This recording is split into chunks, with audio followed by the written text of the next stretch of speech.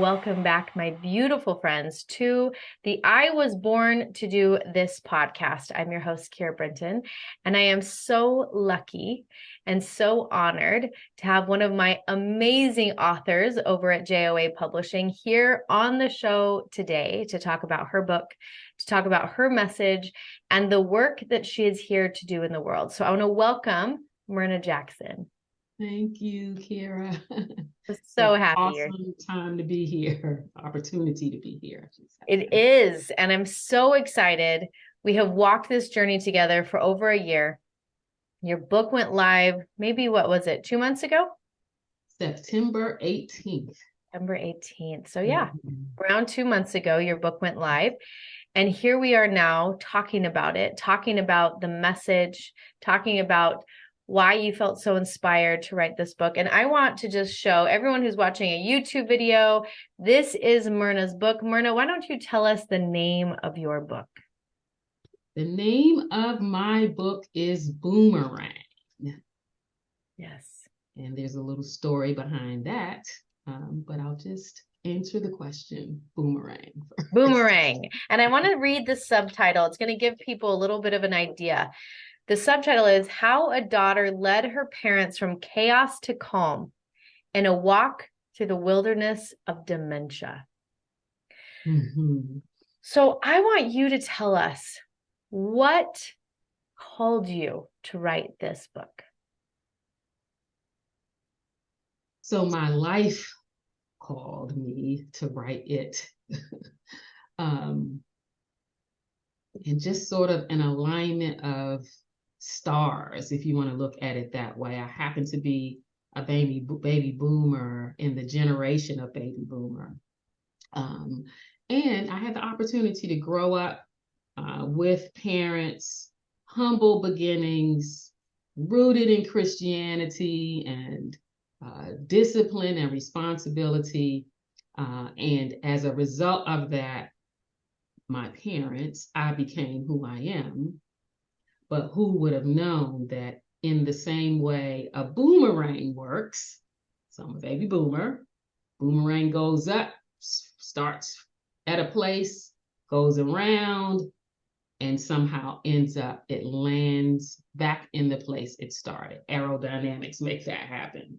Yeah. And that's what happened with my parents and every responsibility that they had ever taken and embraced and imparted in me as parents became my responsibility to give back to them. And I never would have anticipated that.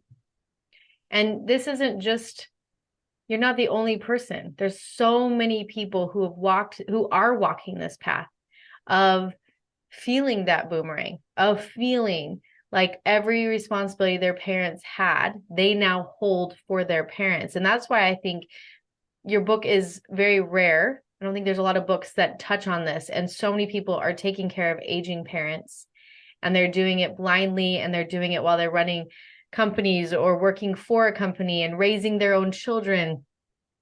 And it's a very lonely, uncharted path, I would say. Yes. So I love that you wrote this book to help them. And I love that you wrote the words, How a Daughter Led Her Parents from Chaos to Calm. Let's talk about that. Let's go back to the beginning of your journey when things began to become chaotic. Take us to that point, because I know there's listeners right now who are caring for their aging parents, and I want them to feel like they're not alone. So take me back to that time when things began to become chaotic with your parents. So it just so happened to coincide with COVID. Otherwise, my parents were aging in place in the home that I grew up in. And so everything was sort of organized and normal in such a way that would prevent me from seeing that underneath things were happening. COVID, however, created the environment where I needed to be more aware of food. How are they going to get it? They can't go to the stores. How do they get to the doctor? So I had to get closer on a more repetitive basis. And what I learned was that while my mother and father could support each other, each was compromised in a different way. So my mother could remember appointments and administratively could help my dad from that standpoint. My father, however, his memory was compromised, and my mother's ability to think rationally. So she could do things repeatedly, but she didn't. Her thought patterns, and there was paranoia. So the difference between Alzheimer's and Alzheimer's dementia. And so the combination of those two things, when the world was changing, opened up for me this window of your parents are unable to care for themselves. And that's sort of how it became apparent to me during that time when the world was shutting down, if you could only imagine it. Yeah. I really can't imagine it. And yet what a gift that the world was shutting down, which required you to be more in their life so that you could see this unraveling. See it unraveling. As you mentioned, when there's a combination of responsibilities, I was a senior leader in a corporate environment, and a mother, only child at the same time. But I'm thinking about you just describing earlier the families who are sort of in the midst of it. And when you're in the midst of it, you do what you have to do because you're aware. And I believe that my calling, and because of the battle scars I had of not knowing what was happening, I didn't grow up with grandparents. So it wasn't apparent to me what was going on. My calling is for the people who have the boomerang looming and they don't know. Because there are things that are happening, they're sort of hiding in plain sight. And what I hope to offer through this book is insight into what you might not see that's there. Oh, I feel that. And I can feel the value of this. So everyone who's listening, who has aging parents, they think that they're doing okay. This book is actually for you to be aware. Like there are landmarks to be looking for so that they don't come out with the battle scars that you did. Got it. You got it, Kira. Yeah. Yes. So what I encourage as I painstakingly describe what I went through, my hope is that the reader will go back and establish a baseline of what's normal. Because as children and guardians, we see what we want to see, and sometimes we'll fill the gaps with what we want. Like there were times my mom was saying she saw things, and my assumption was, oh, it's her vision. She needs glasses. But it was really paranoia. It was really delusions of things that she thought she really saw. And if I really would have stepped back, established a baseline of what was normal in their lives, I would have known that many things, the normal things, their patterns had changed. How often they go to the cleaners? Are they really going to church on the same schedule? How are they eating? Are they buying the same things? Are they cooking the same way? I made an assumption because it all looked the same on the surface that it was, and it absolutely wasn't. If I had it to do all over again, I'd look for those things the way they really existed, not through the eyes of the daughter, but through the eyes of now an adult who may have caregiving responsibilities. And that's what I want to give back through this book. Kira, I want someone to read, and that's why I didn't make it so long, so you just get lost in the whole story, but the guts of what happened. Yeah. Know the patterns of your parents. What time do they get up in the morning? What kind of medication do they take? How often are the doctors really assessing the changes in them? Like my mom and dad have been taking the same regimens for many, many years without someone really looking into how they were changing. They wouldn't know that the way I would know it. Yeah. as an outsider, you have an ability to see it differently, but only if you know what to look for. And so I love that. Insider on the outside. That's right. So it's like, I love that this book will be that for people.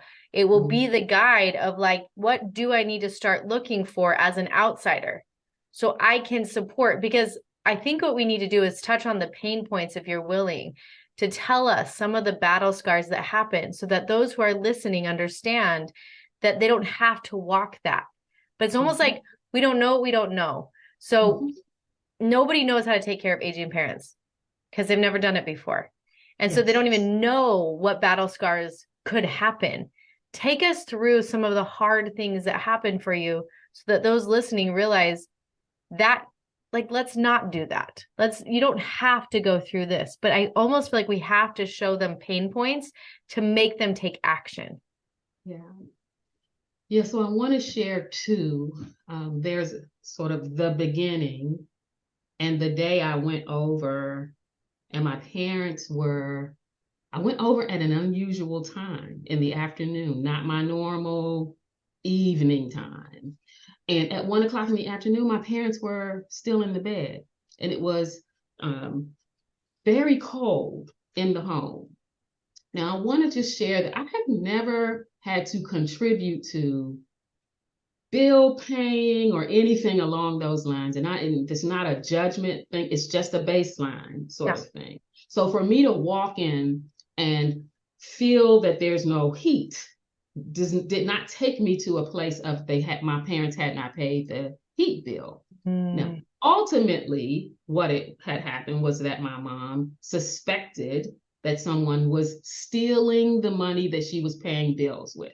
Doesn't make sense at all. Worst thing I could have done was try to lean into, and try to understand what she was saying, as opposed to accepting this is what she thinks is happening. So what can I do to meet her where she is and mitigate the impact of that? I've often found myself, no, Mom, that's not possible for, and this sort of wasted energy.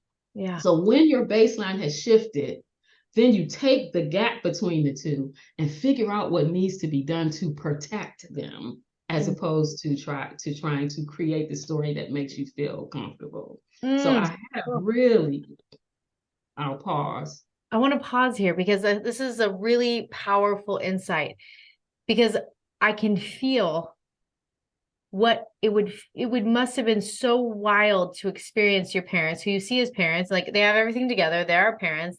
Yes. Right? They're the adults. And then to have them say something and you being like, what are you talking about? Like, this isn't true. You know, it's not true. But what I hear you saying is, don't share that story with them, because it's going to waste time and energy, and it's going to be like no traction. But this is something for people who are listening to be aware of. So if an aging parent starts saying something that just is absolutely ludicrous, that's a landmark for them to go, oh, something's not right. Instead of like, oh, my mom's crazy. Like, it's very, my mom's just being crazy right now. Instead, oh, this is a landmark. Trust your gut. Trust your gut. Trust the baseline that you established whenever you were with them, and accept that something has changed, and really explore the change, not pursuing the normal. Yeah.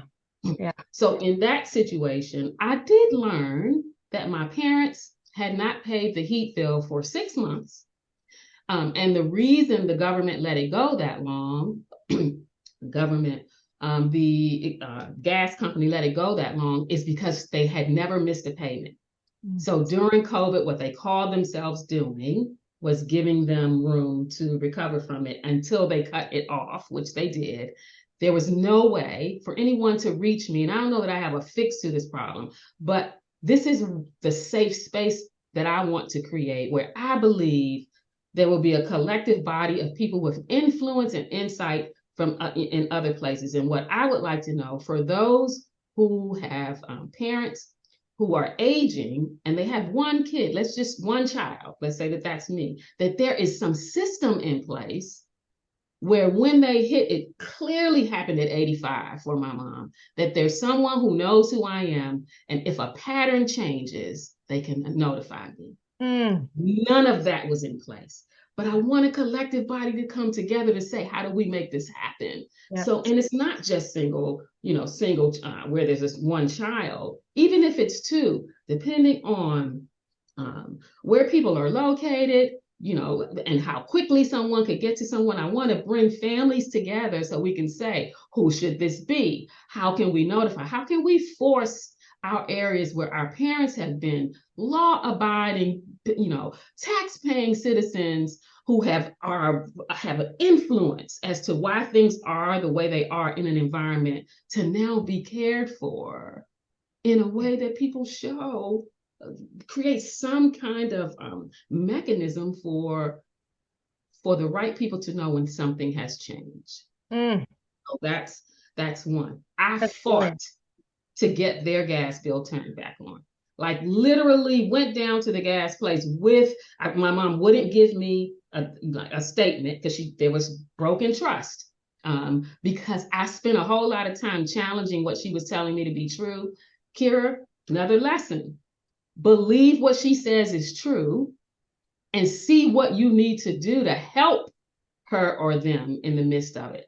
Not, again, challenge them, because all that's going to do is put space between them. So I go down to the gas company and I am unsuccessful in getting them to simply let me pay the gas bill, and turn on the gas for the particular at my mom and dad's particular address. I literally have to go back and reach out to a person from DC government to say, my parents are going to die in a cold place if someone doesn't let me pay the damn bill.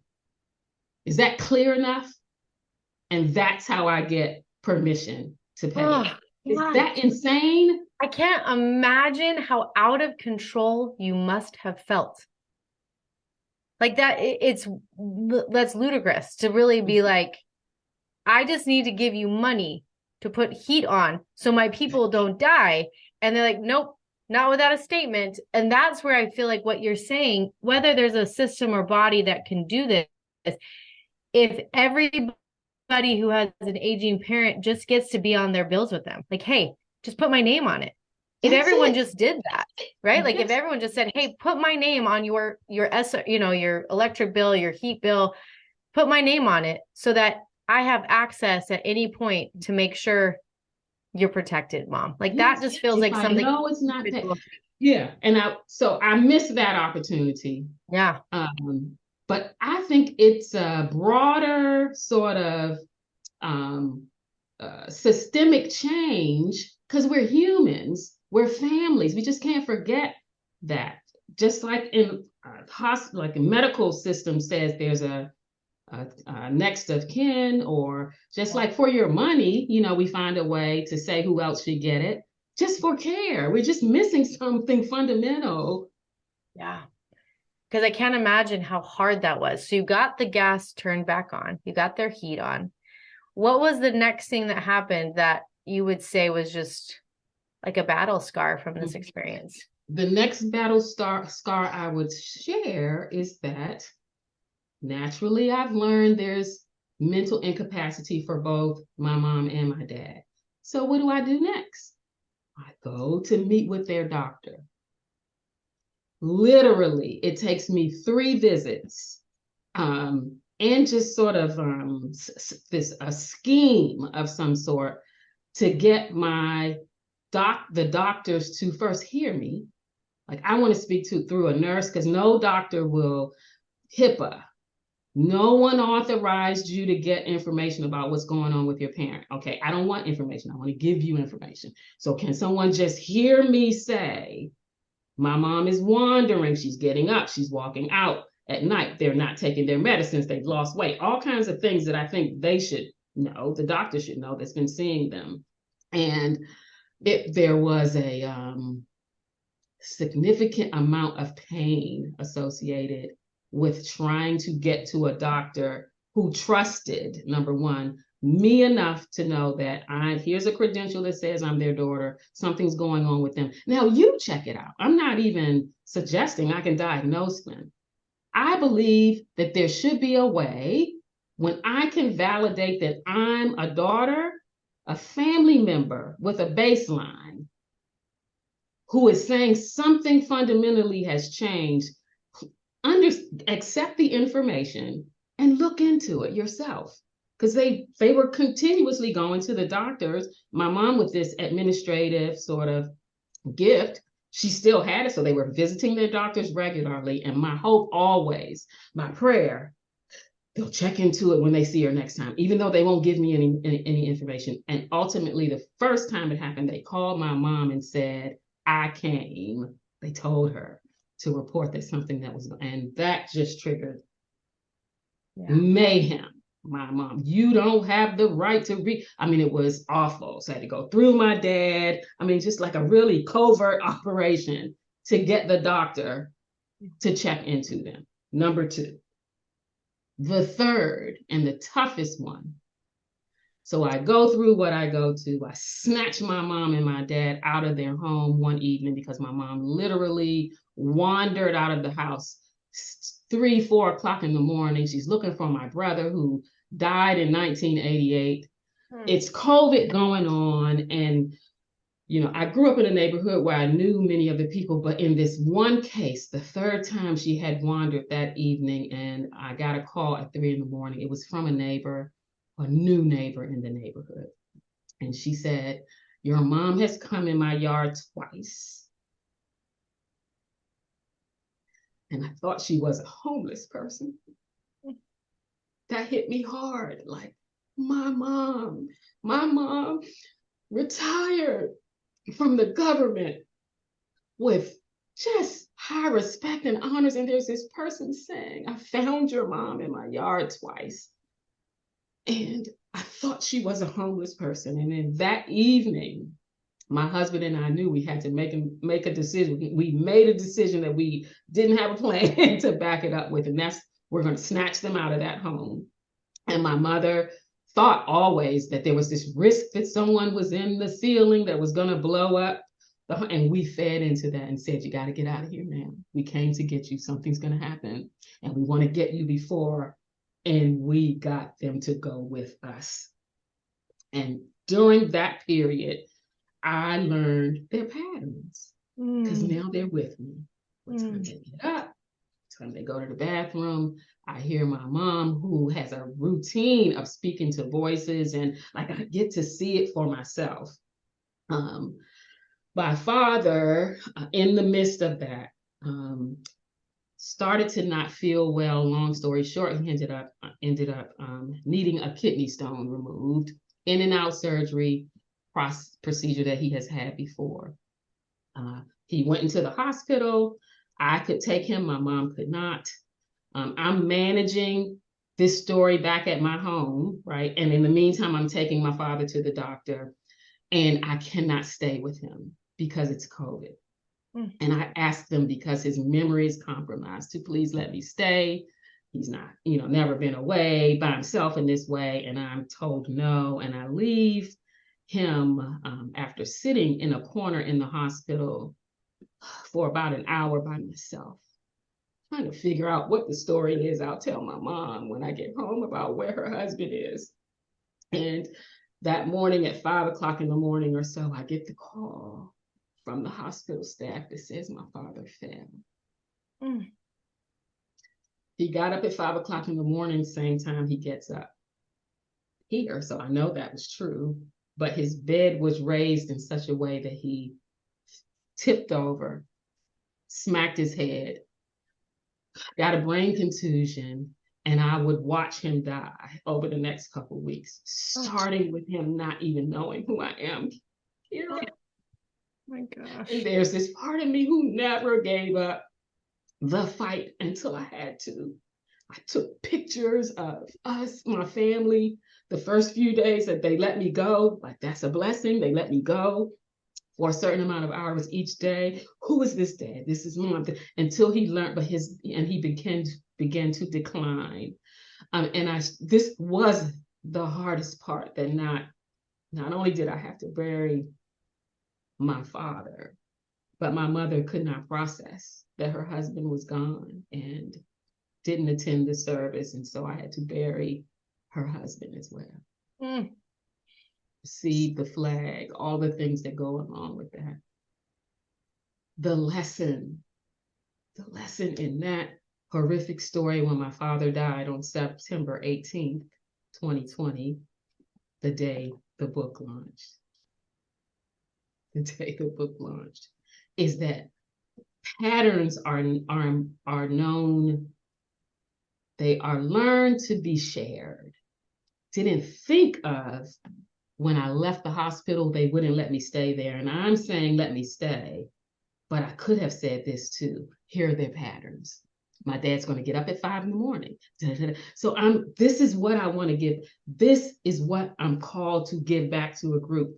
And if 100 of these books sold in a week, 100, and if 300 more get sold tomorrow, it is not the mission. My mission is not to sell books. It is to bring together a community of people who are either in it or don't know that they are. And let's talk about what we need. Let's talk about what we might miss. Let's talk about how to build this fortress so we can prepare ourselves for the inevitable. That's the why behind it. Oh, I feel this. Thank you for sharing that. I'm so sorry for your loss. Thank you. And to have to bury your dad on your own while managing your mother, while having a very big job, while being a wife, while being a mother. Like, it's just a lot on the plate. And you navigated this on your own. You navigated how to do this. And I just honor you and what it took. Thank you. Yeah. Thank you. And I honor you for writing the book, because this message needs to be, it needs to go everywhere, because that's something that we're all going to deal with. We all have parents. We all have parents, and they will age. And this is not something that we're taught. It's not something we're prepped for. It's not something that we even think about until it happens. So I'm just really honoring you in this book. And I'm honoring that it's here. And I want everyone to know it's live on Amazon. So if you're listening to this and it pricks anything inside of you, just go grab it. It's on Amazon. I'll put it in our show notes. Called Boomerang. Myrna Jackson's the author. If you could tell us one thing right here, right now, that you wish you had known, what would the message be that you could share with our listeners right now?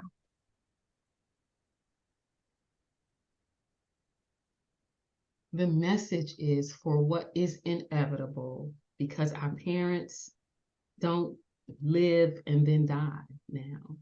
We're eating better. We're taking care of ourselves better.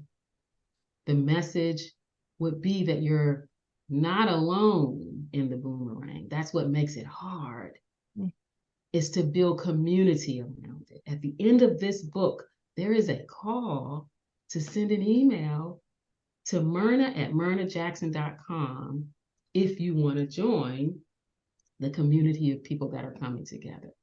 So that's the calling. That's the message. Don't do it alone, and don't have ignorance around it by yourself. Let's come together and build a community that we can use to walk through this thing. Yeah. And ease some of the pain or prepare us for what's unknown. Beautiful. Oh, this is really important work that you're doing. I see it. I feel it. I knew it from the minute we talked for the first time about your book. I could feel this is a message that needs to go out. And not only the message, but like you said, this is the community that must be built. Yes. When we're not alone, our burdens are lifted. And that's really what it feels like you're creating with this community, is like, just come in and don't be alone. And also let us all share so that we all have different, like everyone has their own different experiences. So when they all start to share, it becomes an awareness that's so alive. powerful. Can you imagine? I call it the inner circle. It's like Oh, this group of us, ordinary people. We're not talking about doctors. When you hear about caregivers, a lot of times you're going into the medicals. No, ordinary people with loved ones that you want to begin to care for and look at a different way. Before you need it. Before you need it, there's power. And then when you're in it, that's power. We're all holding each other. I'm brutally honest in this book in a way that I was uncomfortable with. I don't know how my family will receive it, but the calling's bigger. It's bigger because I can't have this experience and then hold it. No. I can't. And that's the call. The call is to share. Yes. You're sharing, and then if people come into this community, I love that, the inner circle. Yes. It's a beautiful name. Come in and share. And it is in our sharing that we become free. It's in our sharing that we get support. It's in our sharing that we liberate others. Absolutely. Yeah. And I have high level contacts in the medical field. And what I want to do is challenge these systems that don't support us in knowing what's going on. It's not insignificant ways. Add my name to my mom and dad's, parents' bills so that if something happens, don't, respect their privacy. But when there's a significant change for 6 months that has not been present in 60 years, call someone. Simple as that. Just want you to know this is happening. Wow. It's a deep level of care and safety. Yes. That's what it feels like. It's like really care and safety.